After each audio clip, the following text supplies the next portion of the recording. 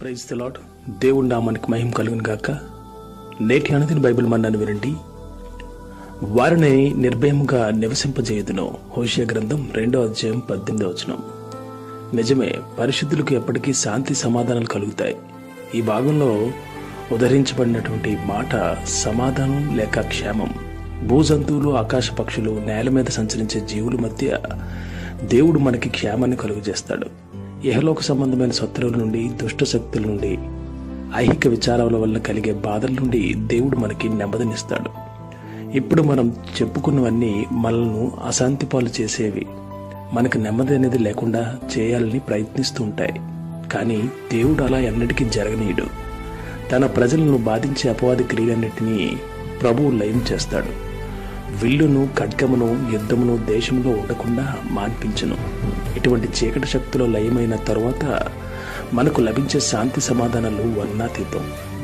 అవి మనకు విశ్రాంతిని కలుగజేస్తాయి. తన ప్రియులకు ఆయన నెమ్మదితో కూడిన నిద్రను అనుగ్రహిస్తాడు. సమృద్ధిగా అనుగ్రహింపబడే పరలోకపు నెమ్మదితో విశ్వాసులు పడుకుంటారు. ఈ విశ్రాంతి మనకు క్షేమాన్ని కలుగజేస్తుంది. పడుకోవడం అంటే మామూలుగా నిద్రపోవడం కాదు, కానీ నిర్భయంగా నిద్రపోతాం. ఇది గంభీరమైన వాగ్దానం. మనం వాగ్దాన దేశానికి నడిపించబడ్డాం. మనం తండ్రి ఇంటికి వచ్చాం. ప్రేమ, క్రీస్తు సన్నిధి ఇక్కడ ఉన్నాయి కనుక ముమ్మాటికి మనం నిర్భయంగా నివసిస్తాం. విశ్వాసులమైన మనం అస్తమానం లేనిపోని చింతలతో తలపట్టుకుని కూర్చునే బదులు దేవుని సన్నిధిలో నిర్భయంగా నెమ్మదిగా గడపడం క్షేమం కదా. పచ్చిక గల చోట్లను ఆయన నన్ను పరుండు చేయుచున్నాడు.